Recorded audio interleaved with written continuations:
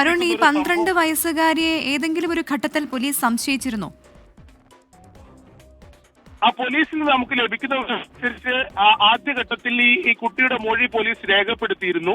അപ്പോൾ തന്നെ ചില സംശയങ്ങൾ ഉണ്ടായിരുന്നു. അതായത് പോലീസിനോട് ഈ കുട്ടി പറഞ്ഞത് ഇന്നലെ രാത്രി ശുചിമുറിയിലേക്ക് പോകുന്നതിന് വേണ്ടി രാത്രി പുറത്തേക്കിറങ്ങി. ഇവരുടെ ക്വാർട്ടേഴ്സിന് പുറത്താണ് ഈ ശുചിമുറി ഉള്ളത്. ക്വാർട്ടേഴ്സിന് പുറത്തിറങ്ങി തിരിച്ച് ഇവർ റൂമിലേക്ക് കയറി. എല്ലാവരും തന്നെ ഒരു റൂമിലാണ് ഉറങ്ങുന്നത്, അല്ലെങ്കിൽ അവർ കിടന്നിരുന്നത്. തിരിച്ചു മുറിയിലേക്ക് കിടന്നപ്പോൾ ഈ അമ്മയ്ക്കും അതോടൊപ്പം തന്നെ പിതാവിനും ഒപ്പം ഉണ്ടായിരുന്ന കുഞ്ഞ് അവിടെ ഉണ്ടായിരുന്നില്ല എന്നതാണ് ഈ 12 വയസ്സുകാരി നൽകിയിട്ടുള്ള മൊഴി. അതിൽ ചില സംശയങ്ങൾ പോലീസിനെ സംബന്ധിച്ചിടത്തോളം ഉണ്ടായിരുന്നു. മറ്റൊന്ന് അയൽവാസിയായിട്ടുള്ള ഒരു യുവാവ് നൽകിയിട്ടുള്ള മൊഴിയുണ്ട്. അവിടെ എത്തിയപ്പോൾ, അതായത് ഈ കിണറ്റിൽ നിന്ന് കുഞ്ഞിന്റെ മൃതദേഹം പുറത്തെടുത്തപ്പോൾ ഈ 12 വയസ്സുകാരിയായിട്ടുള്ള കുട്ടിയുടെ ശരീരപ്രകൃതത്തിൽ അല്ലെങ്കിൽ സ്വഭാവത്തിൽ സംശയങ്ങൾ ഉണ്ടായിരുന്നു എന്ന മൊഴി അയൽവാസിയും പോലീസിന് നൽകിയിരുന്നു. ഇതിന്റെ എല്ലാം അടിസ്ഥാനത്തിലാണ് രാവിലെ മുതൽ പോലീസ് അത് കേന്ദ്രീകരിച്ച് ചില അന്വേഷണവും അതോടൊപ്പം തന്നെ ഈ കുട്ടിയെ വിശദമായി തന്നെ പോലീസ് ചോദ്യം ചെയ്യുകയും ചെയ്തത്. അതിനൊടുവിൽ ഈ കുട്ടി കുറ്റം സമ്മതിച്ചു എന്നതാണ് നമുക്ക് പോലീസിൽ നിന്ന് ലഭിക്കുന്നത്. ഈ അയൽവാസിയായ ആളുടെ മൊഴിയാണ് ഇതിൽ നിർണായകമായതല്ലേ? തീർച്ചയായും അയൽവാസിയായിട്ടുള്ള ആളുടെ മൊഴിയും അതോടൊപ്പം തന്നെ ഈ കുട്ടിയുടെ മൊഴിയിൽ ഉണ്ടായ ചില വൈരുദ്ധ്യങ്ങൾ സ്വാഭാവികമായും 12 വയസ്സ് മാത്രമുള്ള കുട്ടിയായി ഒരു കുറ്റകൃത്യങ്ങളൊക്കെ കഴിഞ്ഞ് പോലീസിന് മുന്നിലെത്തുമ്പോൾ ആ പേടി ഉണ്ടാകും. അങ്ങനെ അപ്പോൾ തന്നെ പോലീസിന് ചില സംശയങ്ങൾ തോന്നുകയും ചെയ്തിരുന്നു. പിന്നീട് അയൽവാസിയുടെ മൊഴി കൂടി ആയപ്പോൾ പോലീസിന് സംശയം ബലപ്പെട്ടു. അങ്ങനെയാണ് വിശദമായ ചോദ്യം ചെയ്യലിൽ ഈ കുട്ടി കുറ്റം സമ്മതിച്ചത് എന്നതാണ് ലഭിക്കുന്ന വിവരം. ഇപ്പോൾ വളപട്ടണം പോലീസ് സ്റ്റേഷനിൽ സിറ്റി പോലീസ് കമ്മീഷണർ ഉൾപ്പെടെയുള്ള ഉന്നത ഉദ്യോഗസ്ഥരുണ്ട്. തുടർ നടപടികളെ സംബന്ധിച്ച് അവർ ആലോചിക്കുകയാണ്.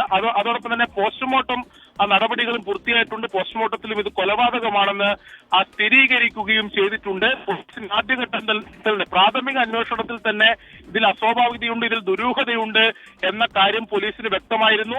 തുടർന്ന് പോലീസ്, അതായത് സിറ്റി പോലീസ് കമ്മീഷണറുടെ മേൽനോട്ടത്തിൽ തന്നെയാണ് പോലീസ് ഇതിൽ വളരെ ജാഗ്രതയോടെ അന്വേഷണം നടത്തിയത്. അന്വേഷണത്തിനൊടുവിൽ ഇതിലൊരു വ്യക്തത ഉണ്ടാവുകയാണ്. ആരാണ് ഈ കൊലപാതകം? ഈ സംഭവം നടന്നതുമായി ബന്ധപ്പെട്ട് ചോദിക്കുകയാണെങ്കിൽ ഈ കിണറ്റിലേക്ക് ഇവരുടെ ക്വാർട്ടേഴ്സിൽ നിന്ന് എത്ര ദൂരമുണ്ട്? ഈ 12 വയസ്സുകാരി ഈ 4 മാസം പ്രായമായ കുഞ്ഞിനെയും കൊണ്ട് ഇവിടേക്ക് വരുന്നത് കണ്ട മറ്റാരെങ്കിലും ഉണ്ടോ? ഇത് സംബന്ധിച്ചുള്ള കൂടുതൽ വ്യക്തതയൊക്കെ ഇനിയും വരേണ്ടതല്ലേ? പ്രവിധ അങ്ങനെ ദൃക്സാക്ഷികളൊന്നും ഈ കൊലപാതകവുമായി ബന്ധപ്പെട്ടില്ലെന്ന് തന്നെയാണ് പോലീസ് പറയുന്നത്. രാത്രി 11 മണിയോടെയാണ് ഈ സംഭവം ഉണ്ടായതെന്നാണ് പോലീസ് ഈ ഘട്ടത്തിൽ കരുതുന്നത്. അങ്ങനെയാണ് മൊഴികളിൽ നിന്നും പോലീസിന് മനസ്സിലാക്കാൻ സാധിച്ചത്. കൊലപാതകം നടന്നത് ഏകദേശം ഒരു 11 മണിയോടെയാണ് എന്നതാണ്. അതായത് ഇവരുടെ ക്വാർട്ടേഴ്സും ആ കിണറും തമ്മിൽ, അതായത് ഈ 4 മാസം പ്രായമുള്ള കുഞ്ഞിനെ മരിച്ച നിലയിൽ കണ്ടെത്തിയ കിണറും തമ്മിൽ ഏകദേശം ഒരു 10-15 മീറ്റർ മാത്രമേ ദൂരമുള്ളൂ. അതായത് ക്വാർട്ടേഴ്സിന് തൊട്ട് മുന്നിൽ തന്നെയാണ് കിണറുള്ളത്. അപ്പോൾ ഈ കുഞ്ഞിനെ ആ മുറിയിൽ നിന്ന് എടുത്ത് കിണറിലേക്ക് വരാൻ അത്ര പ്രയാസമുള്ള കാര്യമല്ല. തൊട്ടടുത്ത് തന്നെയാണ് കിണർ. അതിന് പിന്നീട് സമീപത്തുള്ളത് ഈ ക്വാർട്ടേഴ്സിന് മുകൾ നിലയിലുള്ളതും ഇതര സംസ്ഥാന തൊഴിലാളികളാണ്. തൊട്ടടുത്തുള്ള മുറിയിലുള്ളതും ഇതര സംസ്ഥാന തൊഴിലാളികളാണ്. അവർ ആ സമയമാകുമ്പോഴത്തേക്കും അവർ വാതിലൊക്കെ അടച്ചുറങ്ങിയിരുന്നു എന്നതാണ് പറയുന്നത്.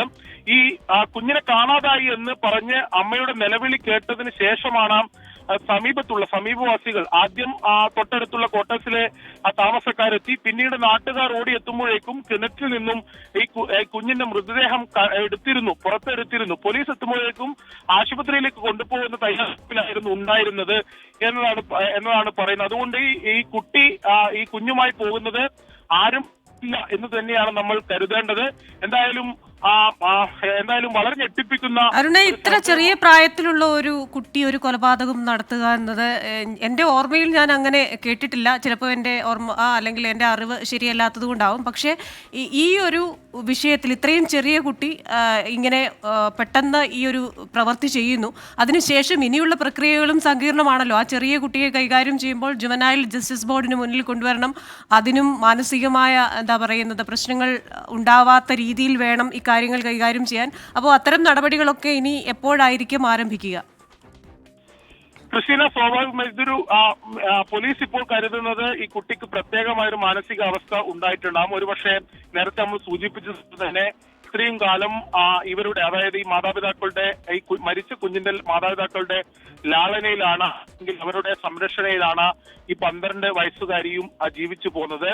പെട്ടെന്ന് അത്തരമൊരു സ്നേഹം പങ്കിടുമ്പോൾ ഉണ്ടായ എന്തെങ്കിലും മാനസികാവസ്ഥയാണോ നമുക്കിപ്പോൾ സ്ഥിരീകരിച്ച് പറയാൻ കഴിയില്ല. നമുക്ക് അനുമാനങ്ങൾ മാത്രമാണ്. അത് പോലീസ് അതിൽ കൃത്യമായി എന്താണ് അതിന്റെ കാരണമെന്ന് സംബന്ധിച്ച് വ്യക്തത വരുത്തേണ്ടതുണ്ട്. നമുക്കിപ്പോൾ അങ്ങനെ ചിന്തിച്ചു കഴിഞ്ഞാൽ സ്വാഭാവികമായും അങ്ങനെ ഒരു മാനസികാവസ്ഥ കുട്ടിക്ക് രൂപപ്പെട്ടിട്ടുണ്ടാകാം എന്ന് നമുക്കിപ്പോൾ അതിനപ്പുറത്തേക്ക് എന്തെങ്കിലും ഒരു കാരണം ഉണ്ടാകാനുള്ള സാധ്യത ഈ 4 മാസം പ്രായമുള്ള കുഞ്ഞിനോട് എന്തെങ്കിലും ഒരു കാരണം ഉണ്ടാകാനുള്ള സാധ്യത വളരെ കുറവാണ്. സ്വാഭാവികമായും അത് തന്നെയായിരിക്കാം ഇതിന് കാരണമെന്നാണ് നമ്മൾ ഇപ്പോൾ എന്തായാലും മനസ്സിലാക്കുന്നത്.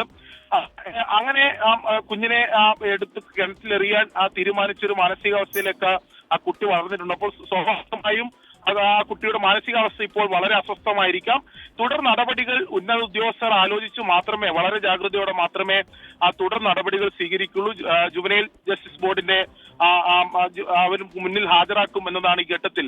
അതിനു മുമ്പ് വൈദ്യപരിശോധന ഉൾപ്പെടെ പൂർത്തീകരിച്ചായിരിക്കും നടപടികൾ നടക്കുക. ഇപ്പോൾ വളവട്ടം പോലീസ് സ്റ്റേഷനിൽ സിറ്റി പോലീസ് കമ്മീഷണർ ഉൾപ്പെടെയുള്ള ഉന്നത പോലീസ് സംഘം, അതോടൊപ്പം തന്നെ വളവട്ടം SHO ഉൾപ്പെടെയുള്ളവർ അവിടെ ഈ കാര്യങ്ങൾ ചർച്ച ചെയ്യുകയാണ്. ഇത്തരമൊരു കണ്ടെത്തൽ നിഗമനത്തിന് ശേഷം തുടർ നടപടികൾ എങ്ങനെ സ്വീകരിക്കാം, എങ്ങനെ അത് മുന്നോട്ട് പോകാം എന്നതിനെ സംബന്ധിച്ചുള്ള ചർച്ചകളൊക്കെ ഇപ്പോൾ എന്തായാലും നടക്കുന്നുണ്ട്. ഇപ്പോൾ അവരുടെ കസ്റ്റഡിയിൽ തന്നെയാണ് ഈ കുട്ടി, 12 വയസ്സുകാരിയായിട്ടുള്ള കുട്ടി ഉള്ളത്. തുടർ നടപടികൾ പോലീസ് ആലോചിച്ച് ചെയ്യും എന്നതാണ് ഈ ഘട്ടത്തിൽ നമ്മൾ മനസ്സിലാക്കുന്നത്. അരുൺ പൂപ്പറമ്പയാണ് വിവരങ്ങൾ നൽകിക്കൊണ്ടിരുന്നത്. 4 മാസം പ്രായമായ കുഞ്ഞിന്റെ മരണം കൊലപാതകമെന്ന പ്രാഥമിക നിഗമനം ആദ്യം തന്നെ പോലീസ് ആ പ്രാഥമിക നിഗമനത്തിൽ തന്നെ എത്തിച്ചേർന്നിരുന്നു. എന്നാലും കുഞ്ഞിന്റെ മാതാപിതാക്കളുടെ മൊഴിയെടുത്തിരുന്നു. ഈ 12 വയസ്സുകാരിയാണ് ആദ്യം ഈ കുഞ്ഞിനെ മരിച്ച നിലയിൽ കണ്ടെത്തി അല്ലെങ്കിൽ കാണാതായി എന്നുള്ള കാര്യം അറിയിക്കുന്നത്. അപ്പോൾ അതുകൊണ്ട് തന്നെ ആ രീതിയിലായിരുന്നു പോലീസിന്റെ അന്വേഷണവും. പോസ്റ്റ്മോർട്ടത്തിന് ശേഷമാണ് ഇത് കൊലപാതകമെന്ന് സ്ഥിരീകരിച്ചത്. കുഞ്ഞ് മരിച്ചതിന് ശേഷം ആരെങ്കിലും കിണറ്റിൽ കൊണ്ടിട്ടതാണോ എന്ന് തുടങ്ങിയ സംശയമൊക്കെ പോലീസിനുണ്ടായിരുന്നു. അതോ വെള്ളത്തിൽ മുങ്ങി മരിച്ചതാണോ എന്നതൊക്കെയായിരുന്നു പോലീസിന്റെ സംശയം. എന്തായാലും ഇപ്പോൾ ഒടുവിൽ പുറത്തു വരുന്ന വിവരമനുസരിച്ച് 12 വയസ്സുള്ള ഒരു കുട്ടിയാണ് ഈ 4 മാസം പ്രായമായ കുഞ്ഞിനെ കിണറ്റിലെറിഞ്ഞ് കൊലപ്പെടുത്തിയത് എന്ന ഞെട്ടിക്കുന്ന വിവരമാണ് ഇപ്പോൾ പുറത്തു വരുന്നത്. 12 വയസ്സെന്ന് പറയുമ്പോൾ അതൊരു ചെറിയ കുട്ടി തന്നെയാണ്. എന്ത് കാരണത്താലാണ് ആ കുഞ്ഞിനോട് ഇത്രയധികം ദേഷ്യം തോന്നിയത് എന്നുള്ളതെല്ലാം ഇനിയും അറിയാനിരിക്കുന്നതേ ഉള്ളൂ. ജ്യേഷ്ഠന്റെ മകളാണ് ഈ കൊല്ലപ്പെട്ട 4 മാസം പ്രായമുള്ള കുഞ്ഞിന്റെ പിതാവിന്റെ ജ്യേഷ്ഠന്റെ മകളാണ് ഈ 12 വയസ്സുള്ള കുട്ടിയെന്നാണ് അറിയാൻ സാധിക്കുന്നത്. ഏറെ നാളായി ഇവരോടൊപ്പമാണ് ഈ 12 വയസ്സുകാരി താമസിക്കുന്നത്. അതായത് ഈ മരിച്ച കുഞ്ഞിൻ്റെ പിതാവിൻ്റെ സഹോദരനാണ്. അദ്ദേഹം കുറേ നാളുകൾക്ക് മുൻപേ മരിച്ചിരുന്നു. അതുകൊണ്ട് ആ കുട്ടിയുടെ സംരക്ഷണ ഇവർ ഏറ്റെടുക്കുകയായിരുന്നു എന്നാണ് മനസ്സിലാക്കുന്നത്. എന്ത് കാരണത്താലാണ് ഇങ്ങനെയൊരു ക്രൂരകൃത്യത്തിലേക്ക് ആ 12 വയസ്സുകാരി നീങ്ങാനിടയായ സാഹചര്യം, അതൊക്കെ ഇനിയും അറിയേണ്ടിയിരിക്കുന്നു. തമിഴ്നാട് സ്വദേശികളാണ് ഈ കുഞ്ഞിൻ്റെ മാതാപിതാക്കൾ എന്നാണ് അറിയുന്നത്. തമിഴ്നാട്ടുകാരാണ്. അവർ ഇവിടെ കേരളത്തിൽ വന്ന് താമസിക്കുകയായിരുന്നു. അപ്പോഴാണ് ഇങ്ങനെ ഒരു ദാരുണമായ സംഭവം നടന്നത്.